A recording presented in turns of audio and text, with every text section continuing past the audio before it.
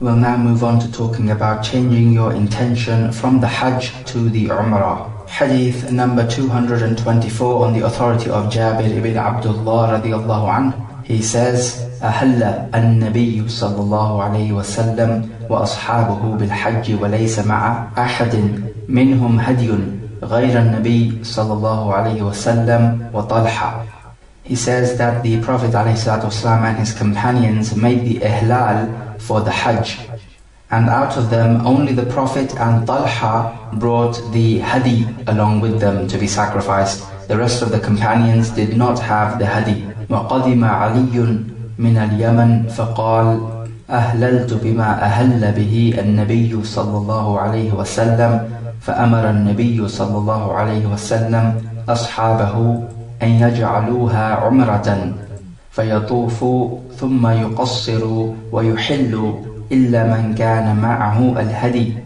He says that Ali radiallahu ta'ala anhu arrived from Al-Yaman and he said, I am making my ihlal the same as the Prophet's ihlal.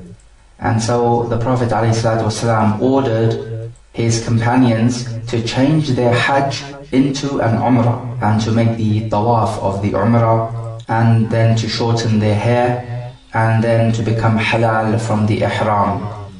They were to do this except for those who had brought along a hadi. فَقَالُوا نَنْطَلِقُ إِلَى مِنَى وَذَكَرُ أَحَدِنَا يَقْطُرُ فبلغ ذلك النبي صلى الله عليه وسلم فقال لو استقبلت من أمري ما استدبرت ما أهديت ولولا أن معي الهدي لأحللت. So the companions found this to be strange, and then they said, should we go to Mina and the private parts of one of us is dripping? Meaning to say that should we go to Mina after we have had intercourse? So this statement of the companions reached the Prophet ﷺ, and he said, if I had known before what I had to do afterwards, I would not have brought along a sacrificial animal, and if it wasn't for the fact that I have a sacrificial animal with me, then I would have become halal from my ihram by performing the Umrah. Then he says, وحاضت عائشة فنسكت المناسك كلها غير أنها لم تطف بالبيت فلما طهرت وطافت بالبيت قالت يا رسول الله تنطلقون بحجة وعمرة وأنطلق بحج فأمر عبد الرحمن بن أبي بكر بأن يخرج معها إلى التنعيم فاعتمرت بعد الحج. He says that Aisha was in her menses, and so she did everything that the Hujjaj did, except that she could not make the tawaf around the house due to the menses. So after she became pure from the menses, she made the tawaf, and she said to the Prophet ﷺ, all of you are leaving with a Hajj and a Umrah, and I am leaving with a Hajj only. So the Prophet ﷺ ordered Abdurrahman ibn Abi Bakr, her brother, to take her to a place called At-Tan'im, which was outside the Haram, so she could enter into the state of Ihram to make the Umrah. So in her case, she performed the Umrah after the Hajj. We mentioned before that the Prophet ﷺ made the Ihlal for the Umrah and the Hajj combined. We find in this narration that the Prophet ﷺ ordered all those who had not brought along the sacrificial animal to turn their Hajj into a single Umrah. This would remove the false notion which the people of the Jahiliyyah had, and they used to say that doing Umrah in the months of Hajj is an evil sin. So as long as you have not brought along a sacrificial animal, then it is recommended to perform the Umrah. This is unless the time between the Umrah and the Hajj is very small, such that if you were to perform the Umrah, you would miss the Hajj. So in this case, it would be better to perform the Qiran, which is when you join the Hajj and Umrah together, all in one. This is what the Prophet ﷺ did. But as long as you arrive in the Haram in plenty of time, you should have enough time to perform the Umrah, then exit the Ihram, and then when the days of Hajj come, then you can enter into the Ihram and perform the Hajj. After giving the command to change the Hajj into an Umrah, many companions felt hesitant, probably because they still had that belief that Umrah should not be performed in the days of Hajj. So they said that if we were to become halal from the Umrah, then how can we go to Mina, which is part of your Hajj rites, and we have had intercourse with our wives, because after becoming halal after the Umrah, you are allowed to have intercourse with your wife. So the Prophet ﷺ reassured them, and he said, if I had known then what I know now, then I would not have brought along the hadi, and if it wasn't for the fact that I had brought along this hadi, I would have performed the Umrah and then become halal, because this is better. Aisha radiallahu ta'ala anha was in her menses as she approached the haram. So a woman in her menses is not allowed to stay in the masjid. Hence, she was not allowed to perform the tawaf until she became pure from the menses. So she couldn't perform the Umrah because that involves the tawaf, and hence she had to join the Umrah and the Hajj together and perform the Qiran. However, Aisha felt inside herself that her acts of worship were lacking, because everybody is leaving with a Hajj and Umrah, but she is leaving with just the Hajj. So everybody has done 2 acts of worship whilst she has done 1 act. In another narration, the Prophet ﷺ told her that she does not need to perform the Umrah after this Hajj, as he said to her, يَسَعُكِ طَوَافُكِ لِحَجِّكِ وَعُمْرَتِكِ. He said to her that the tawaf of the Hajj you have performed is enough for the tawaf of the Hajj and the Umrah. However, she refused. She wanted to perform a separate Umrah, because the companions of the Prophet ﷺ were extremely eager to perform more and more acts of worship, and they did not want to take any shortcuts whatsoever. And you can contrast this with the average Muslim in this day and age, who would be happy to just do the bare minimum. So he told her brother, Abdurrahman ibn Abi Bakr, to take her to a place called At-Tan'im, which is a place of hill outside the haram, from which she would enter into the state of al-ihram to perform the Umrah. This proves that a person living in Mecca can perform the Umrah if he goes out to At-Tan'im or any place of hill outside the haram, and then enters into the state of ihram and comes back in. As for the hadith about the mawaqit, which we mentioned at the beginning of this book of Hajj, when the Prophet ﷺ said, حَتَّى أَهْلُ مَكَّةَ مِنْ مَكَّةَ, that the people of Mecca would enter into the state of ihram from Mecca, meaning from their places from which they leave. But this is pertaining to the Hajj specifically, not the Umrah. If a person living in the Haram wants to perform the Umrah, then he has to go outside of the Haram to a place of hill and then enter the state of Ihram from there. We take from this narration that you are allowed to say that I am performing whichever Hajj such and such a person is performing, just as Ali did when he said that I am making the Ihlal the same as the Prophet's Ihlal, even though he did not know at that time what Ihlal the Prophet ﷺ was doing, meaning to say which rite of Hajj the Prophet ﷺ was performing, and we know that he was performing the Qiran. In this narration we learn that the Prophet ﷺ said, if only I had known back then what I know now.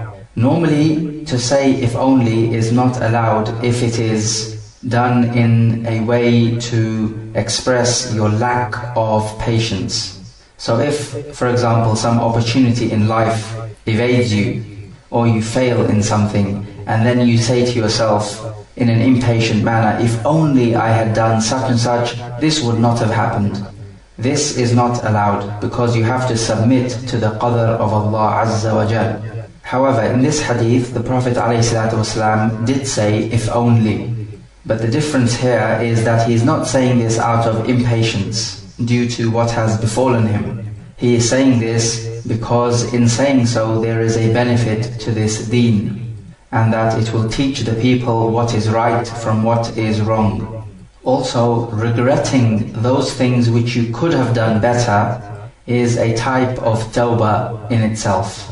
We also learn from this narration something which we mentioned before, and it is that for the one who has brought along the hadith, then he is not allowed to leave the state of al-ihram until he slaughters the animal. We also learn from this narration that the woman who is in her menses is not allowed to make a tawaf because she is not allowed to enter the masjid.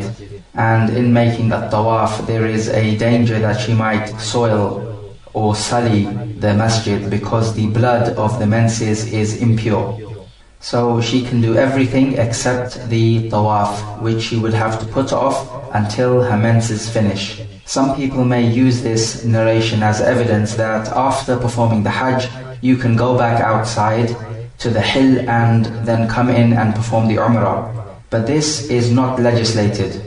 Yes, it happened with Aisha, but this was a particular case and it was rare. If it was legislated, you would have found most of the companions doing the same. There is a narration from Abalfadhl Al-Ghifari radiyallahu anhu that he says that this changing from the Hajj to the Umrah was specific for the companions of the Prophet ﷺ. However, this is not correct because this is in contradiction with the hadith of the Prophet ﷺ himself when one of his companions, Suraqah ibn Malik, asked him that is it just for our year or is it forever? And the Prophet ﷺ replied, Bal li abadil abad, but rather it is forever and ever. There is a difference of opinion amongst the ulama. Is making a tamattu' for the one who has not brought the hadi along with him, is it wajib or mustahab? Most of the ulama say that it is mustahab, but from the ulama are those who say it is wajib. This opinion is justified because the Prophet ﷺ, after ordering his companions to turn their Hajj into an Umrah, and most of them did not do it because they were hesitant, the Prophet ﷺ became angry, which indicates that it is something wajib. In one narration of Al-Bara ibn Azib, which is found in the Sunan of Ibn Majah, he ordered the companions to turn the Hajj into the Umrah, and Ibn Abbas asked him, Ya Rasulullah, قَدْ أَحْرَمْنَا بِالْحَجِّ كَيْفَ نَجْعَلُهَا عُمْرَةً? O Messenger of Allah, we have already made the intention for the Hajj, so how can we now change it to an Umrah? The Prophet replied, انظروا ما آمركم به فافعلوا. He said, look to what I am ordering you and just do it. Then he entered upon Aisha and he was in an angry state. And Aisha asked him, Man أغضبك? أغضبه Allah. Who has made you angry? May Allah make him angry. And the Prophet replied, ما لي لا أغضب وأنا آمر بالأمر فلا يتبع. He said, why should I not become angry when I have ordered something and it has not been followed? So from this narration and others, it is clear to see that the Prophet ﷺ became angry, and he would not become angry except if the laws of Allah were violated. So he would not become angry due to personal reasons or anything like this. It would have to be the laws of Allah being violated. In any case, we would say that in a situation like this, it is best to be on the safe side. So if you have not brought a sacrificial animal along, then perform the Umrah. And then when the days of Hajj come, enter into the state of Ihram and perform the Hajj. Hadith number 225, on the authority of Jabir ibn Abdullah radiyallahu anhuma, he says, قدمنا مع رسول الله صلى الله عليه وسلم ونحن نقول لبيك بالحج فأمرنا رسول الله صلى الله عليه وسلم فجعلناها عمرة. He says, we arrived with the Prophet ﷺ and we were saying لبيك بالحج. This is the Ihlal. And the Prophet ﷺ ordered us to change our Hajj into the Umrah, and then we made the Hajj into the Umrah. This narration tells us that some of the companions were making the Ihlal for Hajj alone, meaning the Ifrad. So the ihlal for the ifrad would be when you say Allahumma labbayka bil hajj. And the ihlal for the umrah would be Allahumma labbayka bil umrah. And for the qiran you would say Allahumma labbayka bil hajj wal umrah. And then after that you would go on to say the talbiyah. But the main lesson from this hadith is, as we have mentioned, that he ordered those who did not bring along the hadi to change their hajj into a single umrah.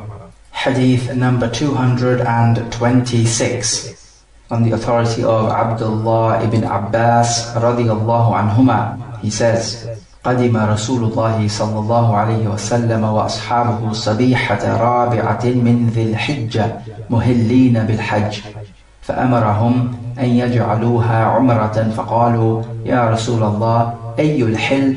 قال الحل كله. He says that the Prophet ﷺ and his companions arrived on the morning of the 4th of Dhul Hijjah, having said the talbiyah for the Hajj.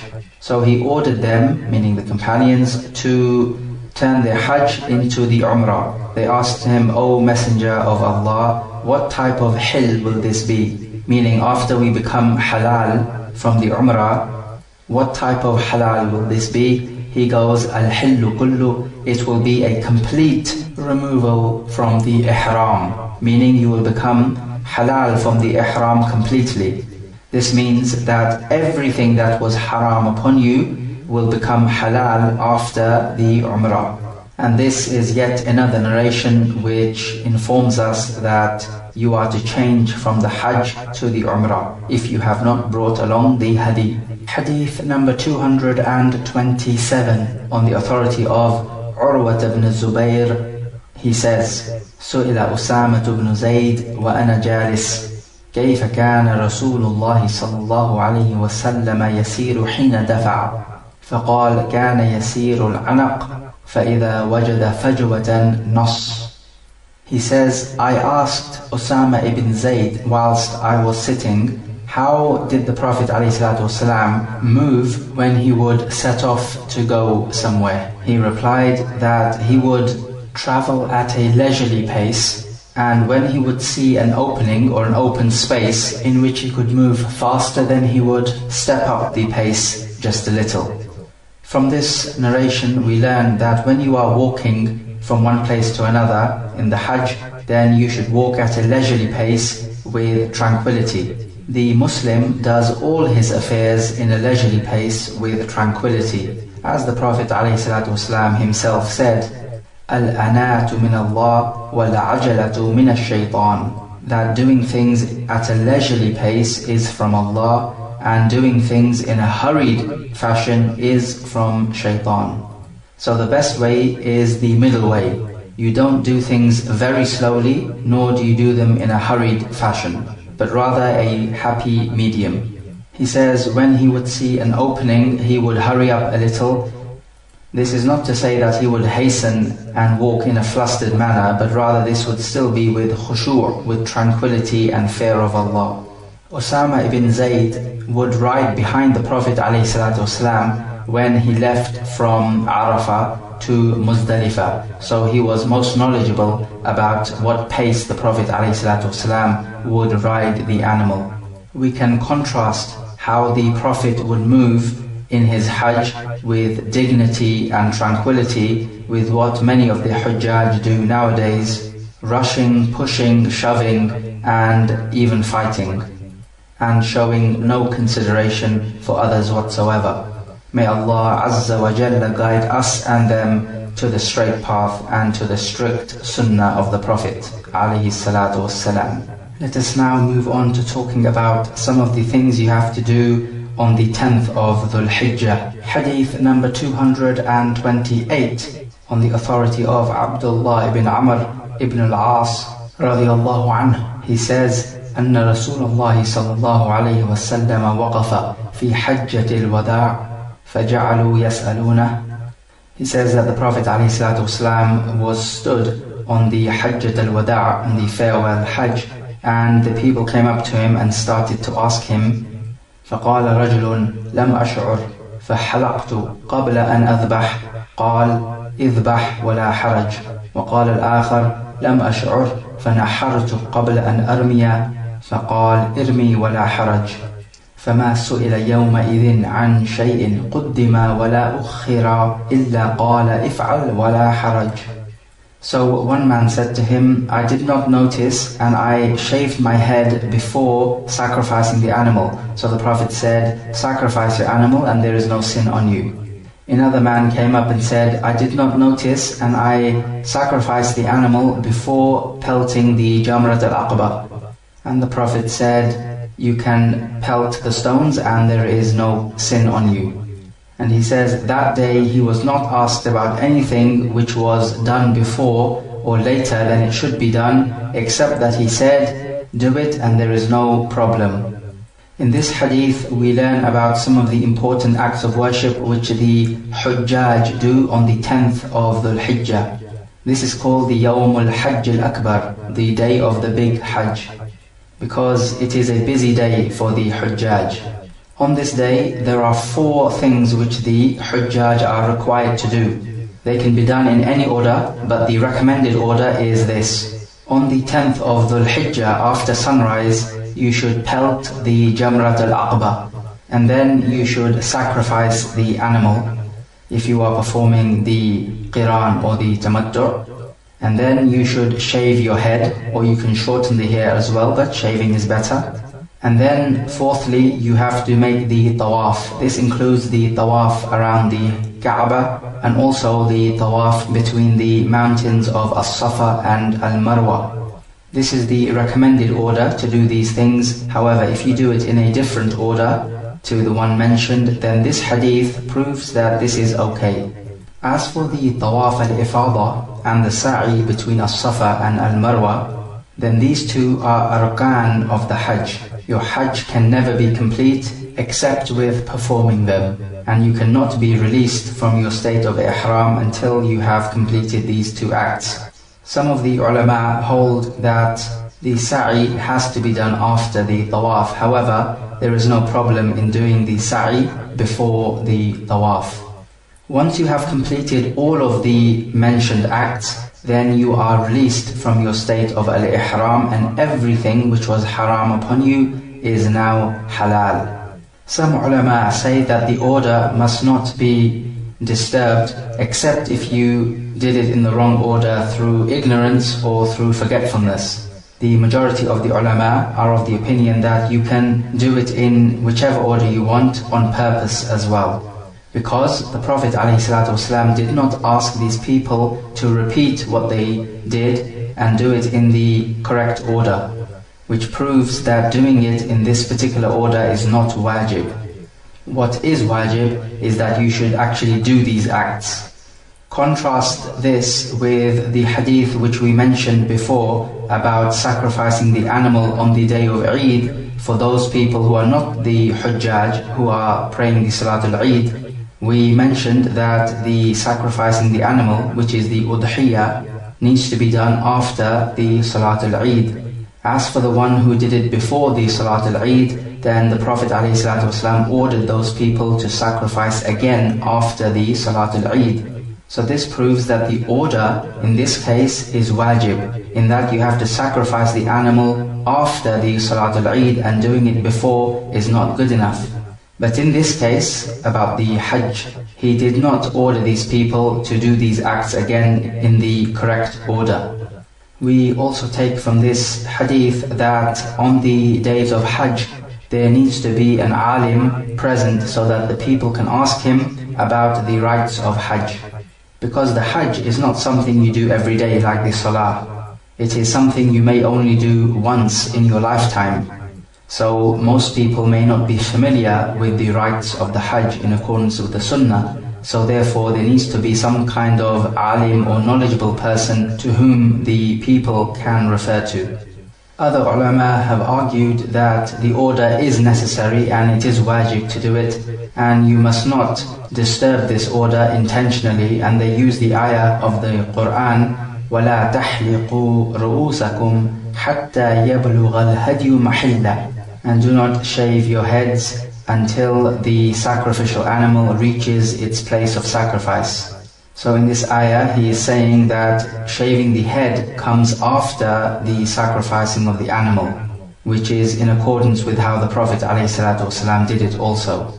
However, if you understand this ayah in conjunction with the hadith of this chapter, then it becomes known that it is recommended to shave your head after the animal sacrifice, although if you did it the other way around, then there is no sin on you. So the issue is not about wajib or haram, it is about what is preferred and what is not preferred. So it is preferred for you to do it in the same order as the Prophet, but if you did not do it, then there is no sin on you, and neither do you have to perform a fidya, which is to sacrifice an animal for not doing that which is wajib upon you to do. Hadith number 229, on the authority of Abd al-Rahman ibn Yazid al-Nakha'i, أنه حج مع ابن مسعود فرآه يرمي الجمرة الكبرى ب7 حصيات فجعل البيت عن يساره ومنى عن يمينه ثم قال هذا مقام الذي أنزلت عليه سورة البقرة صلى الله عليه وسلم. Abd al-Rahman performed the Hajj with Ibn Mas'ud radiyallahu anhu, and he saw Ibn Mas'ud stoning the Jamrat al-Kubra, which is the big Jamrah, with 7 pebbles, and he was standing such that the Kaaba was to his left and Mina was to his right.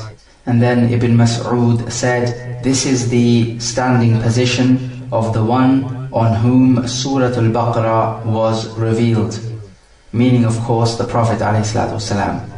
In this narration we learn something about throwing the stones at the Jamrah. The recommended standing position is that the Kaaba should be on your left and Mina should be on your right. So you're facing the east and the west is behind you. First of all, why do the Hujjaj stone the Jamrat al-Aqba in the first place?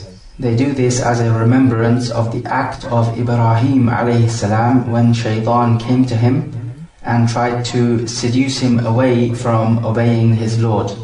So he threw stones at the Shaitan, because Ibrahim alayhi salam was a man of strong iman and faith in Allah Azza wa Jal. So the Hujjaj do the same act as a remembrance of this. And the place where the Jamrat al-Aqba is the place where Ibrahim threw the stones. There are 3 Jimar, Jamrat al-Aqba, Jamrat al-Wusta and Jamrat al-Sughra, the big one, the medium one and the small one. On the 10th of Dhul Hijjah, you have to stone the Jamrat al-Kubra, or the big Jamrah, which is also the Jamrat al-Aqba. You throw it using 7 pebbles, and you say the takbir with each throw. The idea of the throwing is that the pebbles must land within the basin inside, not necessarily that you have to hit the stone itself.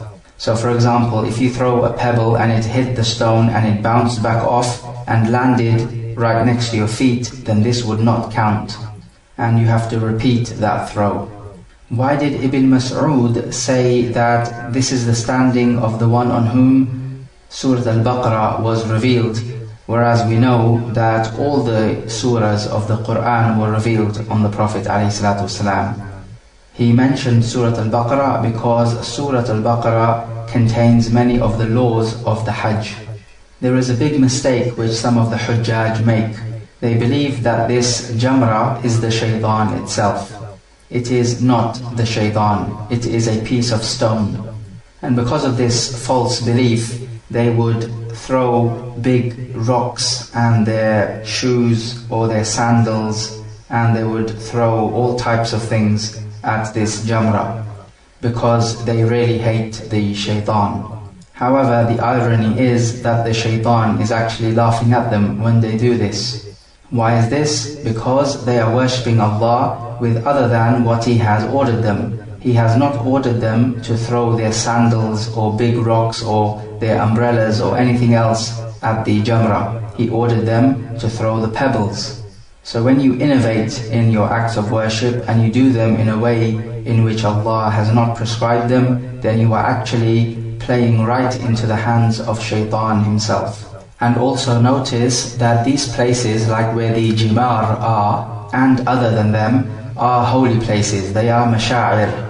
And it is not permissible to describe any of the masha'ir as being the Shaitan. These are holy places and they are nothing to do with the Shaitan. Hadith number 230 on the authority of Abdullah ibn Umar radiyallahu anhuma, anna Rasulullah sallallahu alayhi wa sallam qala, that the Prophet alayhi salatu wasalam said, Allahumma arham al-muhalliqeen, qalu wal-muqassirin, ya Rasulullah, qala Allahumma arham al-muhalliqeen, qalu wal-muqassirin, ya Rasulullah, qala Allahumma arham al-muhalliqeen, قالوا والمقصرين يا رسول الله قال والمقصرين. He says that the Prophet ﷺ said, O Allah, have mercy on those who shave their heads. And then they said, and also those who cut short their hair. Then the Prophet repeated the same thing, O Allah, have mercy on those who shave their head. And then they said, and also those who cut short their hair. And the Prophet ﷺ replied, and those who cut short their hair. This hadith proves to us that shaving the head is better than cutting short the hair, because he made dua for those who shave twice and only once for those who shorten.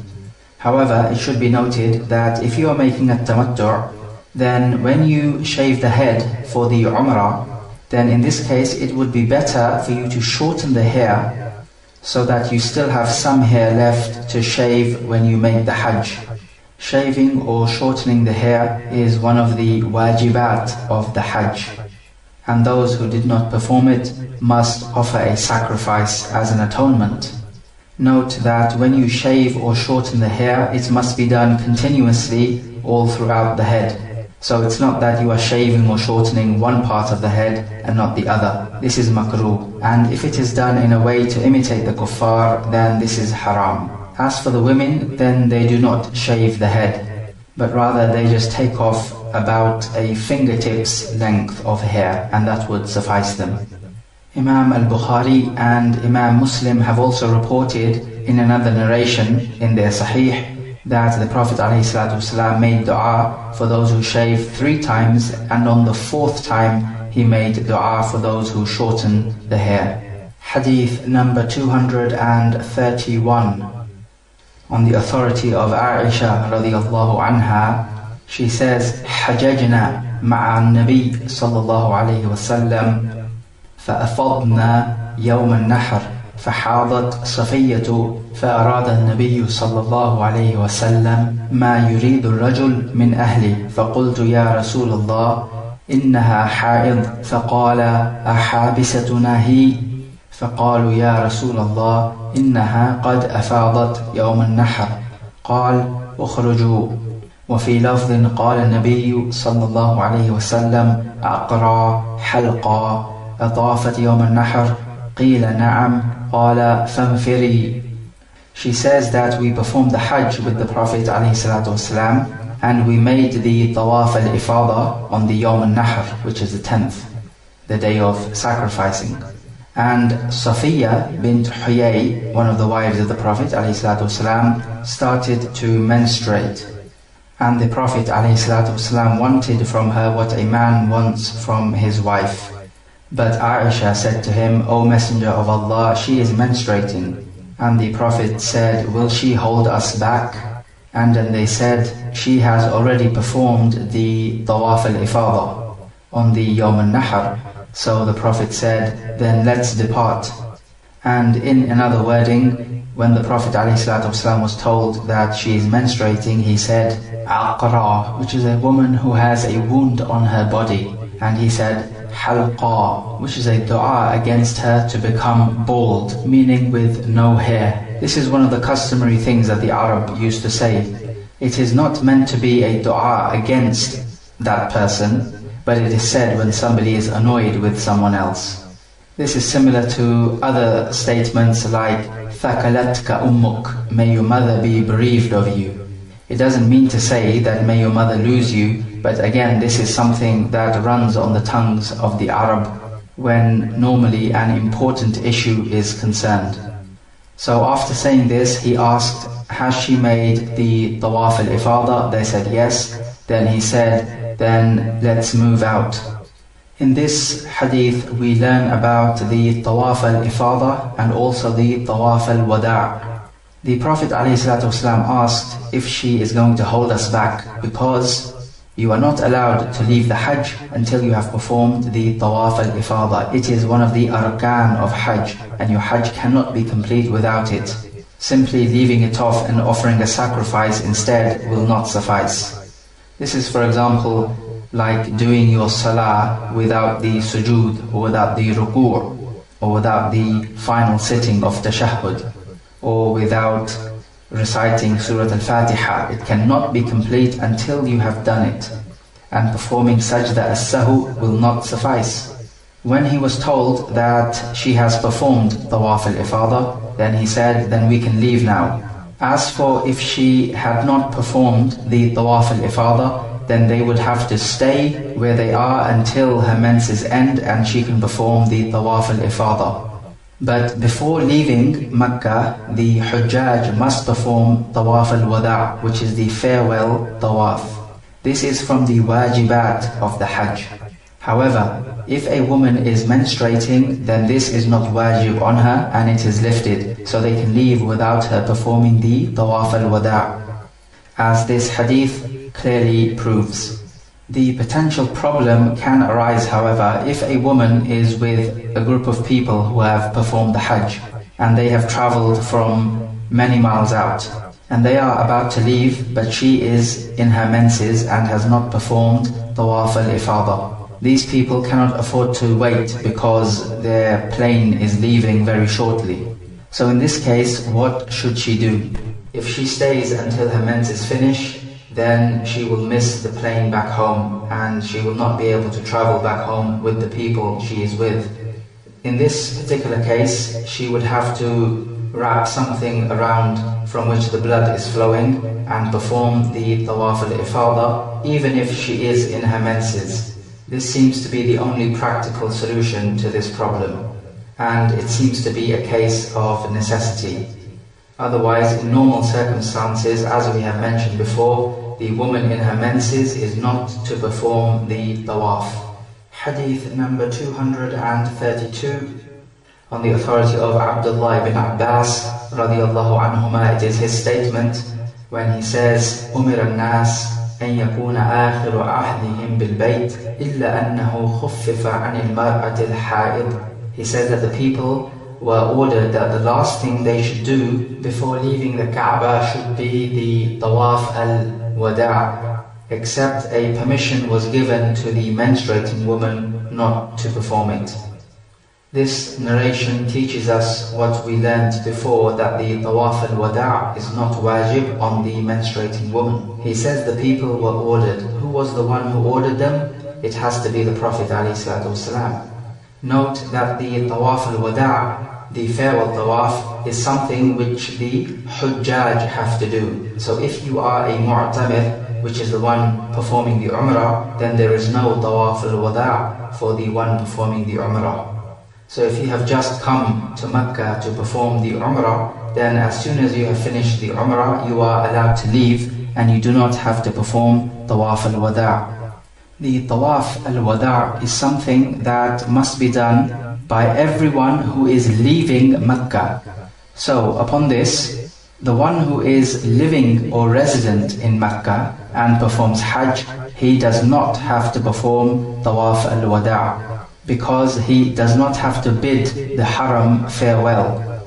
So upon this, the one who is living in the Haram does not have to perform Tawaf al-Wada', because he is not bidding the Haram farewell. It is only when you are leaving the Haram and traveling back to your own country or back to your own city is when you have to perform Tawaf al-Wada'. So this is why Shaykh al-Islam Ibn Taymiyyah rahimahullah said that the Tawaf al-Wada' is not part of the actual Hajj, but it is something that must be done by everyone who is traveling out of the Haram. The vast majority of the ulama are of the opinion that Tawaf al-Wada' is wajib, and some of the ulama say that it is mustahab and not wajib, because the Prophet ﷺ let off the menstruating woman from doing it.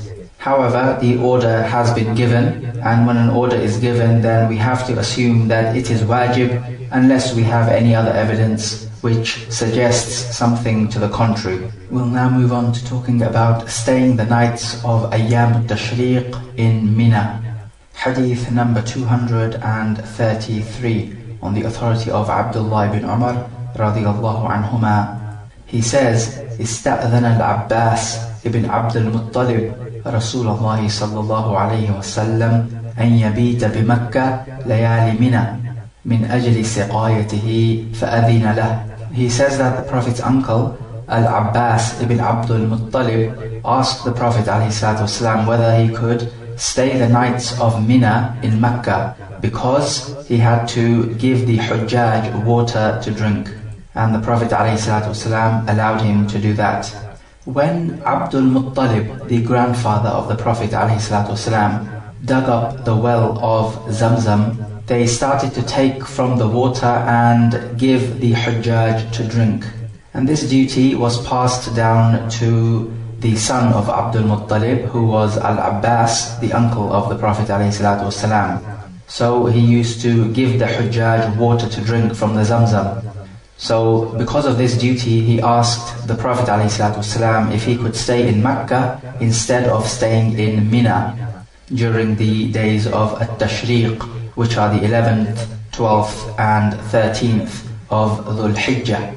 So for him it was allowed. The general rule is that you have to stay in Mina during the nights of At-Tashriq. So if you did not stay during the daytime, then that's fine, but you must stay there during the nights of At-Tashriq. If you left off a whole night without staying in Mina, then you have to perform a sacrifice for leaving out something which was wajib upon you. The ulama have added to this that if you are a shepherd and you have to look after your flock, then it is allowed for you not to stay in Mina. They also included in this category anyone who is ill and he doesn't have anyone to nurse him, then in this case he does not have to stay in Mina out of necessity. They also added to this list, if somebody has wealth and he fears this wealth may get lost or stolen and he has to guard it, then for him he does not have to stay in Mina either. The reason why we say that staying the night in Mina is wajib, taking this hadith as evidence, is because if Al-Abbas was given permission not to stay due to a valid reason, then this means that the one who does not have a valid reason, then for him it is wajib to stay. Otherwise, Al-Abbas would not need to ask permission. Also, in addition to this, the Prophet ﷺ said, خُذُوا عَنِّي مَنَاسِكَكُمْ, take from me your rites of Hajj. And the Prophet ﷺ stayed in Mina, so we have to follow him. From this hadith, we also learn that the people of Jahiliyyah, before Al-Islam, used to serve the Hujjaj. So this was from their good qualities which they had. And the deen of Al-Islam only increased in this good quality of serving the Hujjaj. So anything that the people of Jahiliyyah would do that was genuinely praiseworthy, Islam encouraged it and increased it in goodness. And anything they used to do which was reprehensible, like for example doing the tawaf naked, then Islam annulled these actions. We'll now move on to talking about joining Salat al-Maghrib and Isha at Muzdalifah. Hadith number 234 on the authority of Abdullah ibn Umar radiyallahu anhuma. He says, جمع النبي صلى الله عليه وسلم بين المغرب والعشاء بجمع لكل واحدة منهما إقامة ولم يسبح بينهما ولا على أثر واحدة منهما. He says that the Prophet ﷺ joined Salat al-Maghrib and Isha at a place called Jam', which is the name for Muzdalifah. And for each Salah he made an Iqamah. and he did not pray any nawafil prayers in between them, nor after each one of them. In this narration we learn about joining the prayers at Al-Muzdalifah. Spending the night at Al-Muzdalifah after standing at Arafah is wajib, and the one who does not perform it needs to offer a sacrifice. Al-Muzdalifah comes from the root letters Zalafa, which has the meaning of drawing close or approaching. This is because after standing at Arafah, you go to Muzdalifah, and in doing so you are drawing closer to Mina. So this is why it is called Muzdalifah, drawing closer, because you draw closer to Mina. So it is called Al-Muzdalifah, and in this narration it is called Al-Jam' because the people gather together, and Al-Jam' means to gather together or to collect together. It is also called Al-Mash'ar Al-Haram. Al-Mash'ar is any holy place from the highly venerated places of the Hajj, and Al-Haram means something which is sacred or inviolable. The Prophet ﷺ stayed in Arafah up until sunset, and he did not pray Salat al-Maghrib at Arafah, but rather he went on ahead, and when he was asked about Salat al-Maghrib, he said, As-salatu amamak, the prayer is in front of you, meaning we are going to pray it later on. And when he reached Al-Muzdalifah, he made the adhan and prayed the Maghrib and Isha combined together, each one with a separate iqamah. And he did not offer any optional prayers, the nawafil. This is because the Salat al-Rawatib, the fixed nawafil prayers before and after the Fard prayers, don't have to be prayed during the journey. The narration does not say anything about Salat al-Witr, but we know that the Prophet ﷺ never left off the witr, neither in his journeys nor when he was stationary at home. And the same thing can also be said about the 2 rak'ah of Fajr before the Salat al-Subh. What about a person who lives in Mecca? Does he have to combine the prayers because he is not traveling? The answer is he should still combine the prayers, because this is from the rites of the Hajj, and it is more worthy to follow the Sunnah of the Prophet ﷺ. The wisdom behind joining the prayers is that it makes life easy for the Hujjaj. And we know that whenever there is difficulty, the Sharia always places ease. It is legislated for the Hujjaj to stay at Al-Muzdalifah and make the Salat al-Fajr over there. And even after the prayer, you should stay there and remember Allah Azza wa Jal and make dua until it becomes light, but before sunrise, then you leave. As for the weak people, then if they were to stone the Jamrah with the rest of the Hujjaj, then this could be difficult for them. So for these people it is permissible to leave before Salat al-Fajr and go to Mina and to stone the Jamrat al-Aqaba. At this point, let us make mention of the wajibat of the Hajj. These must be performed, and if you did not perform any one of these, then upon you is to sacrifice an animal and to give the meat to the poor of the Haram. There are 7 of these. Number 1, to enter into the state of al-ihram from the miqat. If you do it afterwards, then you have to offer a sacrifice. Number 2, when you stand at Arafah, you have to stand up until the sunset. So you have to combine the day and the night in the standing of Arafah. Number 3, you have to spend the night of the Yawm al-Nahr at Muzdalifah. Number 4, you have to spend the nights of the Ayyam al-Tashriq in Mina. Number 5, you have to stone the Jimar in the correct order. So this means that on the 10th, you stone the Jamrat al-Kubra, and then on the days of At-Tashriq, you stone them in order, so the small, medium and big ones in that order. The stoning on the days of At-Tashriq takes place after the Zawal. As for the Yawm al-Nahr, it takes place after the sunrise. Point number 6, you have to shave or cut short the hair. And number 7, the Tawaf al-Wada'. You can contrast this with the Arkan of the Hajj, which means these must be done and your Hajj can never be complete without it. and offering a sacrifice will not atone for this matter. And there are 4 of these in the Hajj. Number 1 is your intention of the ihram. The ihram is simply your intention to perform the Hajj and to enter into this sacred state where you make haram on yourself specific things which are halal for you normally. Number 2, you have to stand at Arafah. This is probably the most critical thing of them all, because standing at Arafah can only be done on the 9th. So if you've missed the 9th, then you've missed your Hajj altogether. Number 3, Tawaf al-Ifada. And number 4, the sa'i between the As-Safa and Al-Marwa. Let's move on to talking about eating from the hunted animal whilst in a state of al-ihram. Hadith number 235 on the authority of Abu Qatada al-Ansari radiyallahu anhu. He says, أن رسول الله صلى الله عليه وسلم خرج حاجا فخرجوا معنا فصرف طائفة منهم فيهم أبو قتادة وقال خذوا ساحل البحر حتى نلتقيه. He says that the Prophet ﷺ left to make the Hajj and the companions left with him. Then the Prophet sent one portion of the companions, meaning one group of them, away to take another route. He said to them, take the shores of the sea or the coastline route until we meet back up. فأخذوا ساحل البحر فلما انصرفوا أحرموا كلهم إلا أبا قتادة لم يحرم فبينما هم يسيرون إذ رأوا حمر الوحش فحمل أبو قتادة على الحمر فعقر منها أتانا.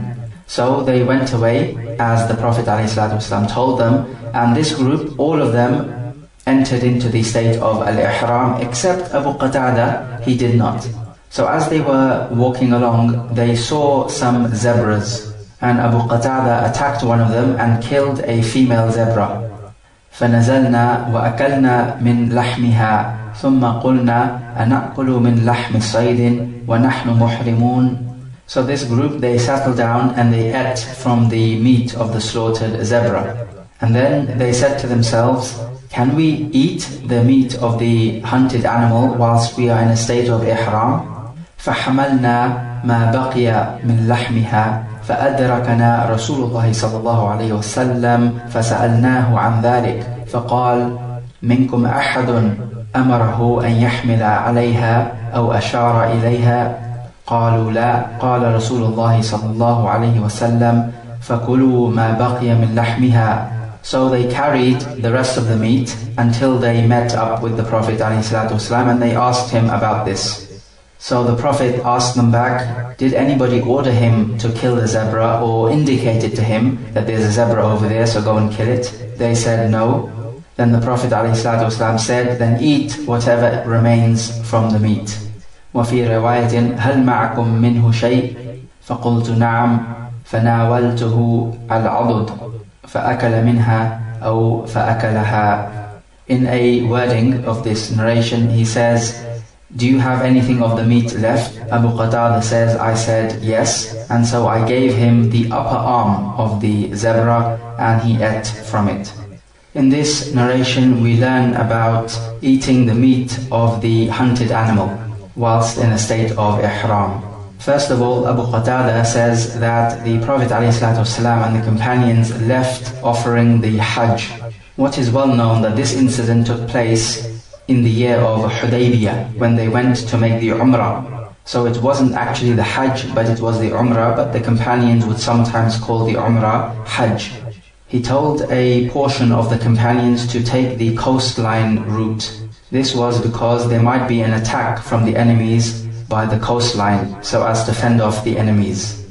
So as this group went off, they all entered into the state of ihram except Abu Qatada. And we know that when you're in a state of ihram, you are not allowed to hunt the land animals which are normally hunted. The sea animals are okay, so fishing is still okay in the state of ihram, but it's the land animals that you're not allowed to touch. So Abu Qatada, who was not in a state of ihram, killed a zebra and then they ate from its meat. Then they began to doubt that they are in a state of ihram and they are eating from a game animal. Eventually the Prophet ﷺ informed them that this was halal for them to do, because they were not the ones who hunted this animal, and neither did they help Abu Qatada in hunting this animal. So in other words, they had no part to play in the hunting of this animal, so therefore it is halal for them to eat. Note here that even indicating to somebody else who is not in the state of ihram to hunt an animal is not allowed. Because if this was allowed, then people will start to use this as a trick to hunt game animals whilst in a state of ihram. Because then they will just say, well, we did not hunt the animal, it was someone else, so we can eat of the meat. So stratagems and trickery like this is not allowed in Al-Islam, and this is from the ways of the Yahud. Hadith number 236 on the authority of As-Sa'ab ibn Jathama Al-Laythi radiyallahu anhu أنه أهدى إلى النبي صلى الله عليه وسلم حمارا وحشيا وهو بالأبواء أو بودان فرده عليه فلما رأى ما في وجهه قال إنا لم نرده عليك إلا أننا حرم. He gave a gift to the Prophet ﷺ, a slaughtered zebra in a place called Abwa or Waddan, and the Prophet ﷺ returned this to him. Then when he saw the face of As-Sa'ab, who gave him the gift, as he was saddened by this, the Prophet ﷺ said, "We have not returned it to you except that we are in a state of ihram."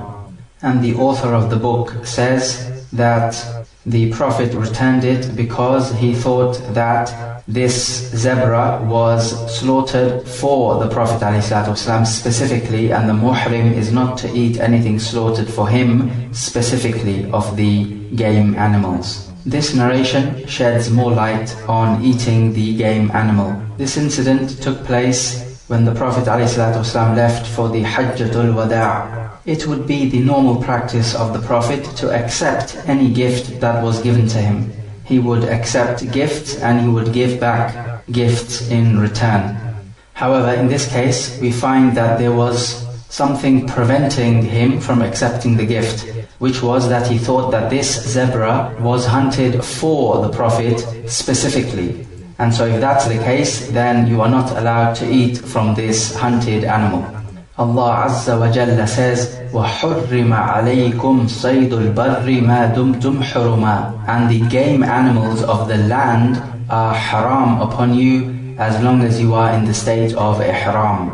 So this includes you hunting yourself in the state of ihram, or ordering somebody to hunt it for you, or indicating to somebody that there's an animal and you should hunt it. So if that's the case, then the game animal is not allowed to be eaten.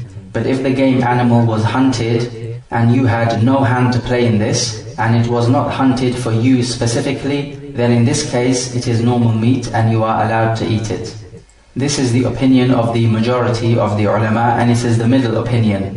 The other two opinions are that you are allowed to eat from the game animal absolutely if you have not hunted it, and the other opinion on the other extreme is that you are not allowed to eat from the game animal which is hunted, whether it is hunted for you or for someone else. And the middle opinion takes into account all of the evidences, so it is most worthy to be followed. This was the last hadith in the book of Hajj. And to finish off the book of Hajj, let us speak a little about visiting Al-Masjid Al-Nabawi in the city of Al-Madinah Al-Nabawiyah, the Prophet's Masjid in Al-Madinah. Even though this is not part of the Hajj, but many people who travel to Mecca will also travel to Al-Madinah Al-Nabawiyah to visit the Masjid of the Prophet ﷺ. Making a salah in the Masjid al-Nabawi is better than 1,000 salawat in a masjid other than it, except for the Masjid al-Haram, in which one salah is worth 100,000 salawat, and it has also been reported in the Masjid al-Aqsa, one salah is worth 500 salawat. Note that your intention in going to Al-Madinah Al-Nabawiyah should be to visit the masjid of the Prophet, not his grave. You never travel out to visit anybody's grave. The Prophet ﷺ said, لا تشد الرحال إلا إلى ثلاثة مساجد, that the animal should not be tied, meaning all your travel equipment should not be tied on the animal except to go to 3 masajid: Al-Masjid Al-Haram, wa Masjidi Hadha, wal Masjid Al-Aqsa. The Masjid Al-Haram and my masjid, meaning the Prophet's masjid, and the Masjid Al-Aqsa. So these 3 are the only masajid in which you are allowed to travel to. All other masajid are not allowed to be traveled to as a form of worship, or just going there intending to make the salah, because all the masajid everywhere in the world are equal, except these 3 masajid which have a specific virtue. Upon entering the masjid, it is legislated as usual to say the dua for entering the masjid and to enter with the right foot. It is also legislated, just as with any other masjid, to pray the Tahiyatul Masjid. But in this case, you should try to offer this prayer in the Rawdah, which is the area between the grave of the Prophet ﷺ and the mimbar. As the Prophet ﷺ said, مَا بَيْنَ بَيْتِي وَمِمْبَرِي رَوْضَةٌ مِّن رِيَاضِ الْجَنَّةِ. What is between my house and my mimbar is a garden from the gardens of Jannah. After that, you can go up to the grave and in a quiet voice say, Assalamu alayka ayyuhan nabiyyu wa rahmatullahi wa barakatuh. And then you move to your right, and then you will say the Assalam on Abu Bakr, and then you move to your right just a little and you say the Salam on Umar. You are not allowed strictly to make dua to the Prophet ﷺ, nor are you allowed to ask the Prophet ﷺ to make intercession for you to Allah Azza wa Jal. Because whether you make dua to the Prophet or ask him to make intercession for you, both of them is actually making dua to the Prophet, because you're calling him and he is not present. And when you call upon anybody in the grave or somebody who is not present, then this is a form of shirk, because it is making dua to somebody other than Allah. It is not allowed to make tawaf around the grave of the Prophet ﷺ, nor around the grave of anyone else. Also, it is not legislated to visit the Prophet's grave often, because the Prophet ﷺ himself said, لا تجعلوا قبري عيدا. Do not make my grave a place which you frequent, but rather wherever you may be in the world, you can send your salah on the Prophet ﷺ. When you are at the grave, you must make sure not to raise your voices out of respect to the Prophet ﷺ. Allah says, يَا أَيُّهَا الَّذِينَ آمَنُوا لَا تَرْفَعُوا أَصْوَاتَكُمْ فَوْقَ صَوْتِ النَّبِيِّ وَلَا تَجْهَرُوا لَهُ بِالْقَوْلِ كَجَهْرِ بَعْضِكُمْ لِبَعْضٍ أَن تَحْبَطَ أَعْمَالَكُمْ وَأَنْتُمْ لَا تَشْعُرُونَ. O you who believe, do not raise your voices above the voice of the Prophet, and do not call out to him loudly just as you call one another, that your good deeds may become futile and you are not aware.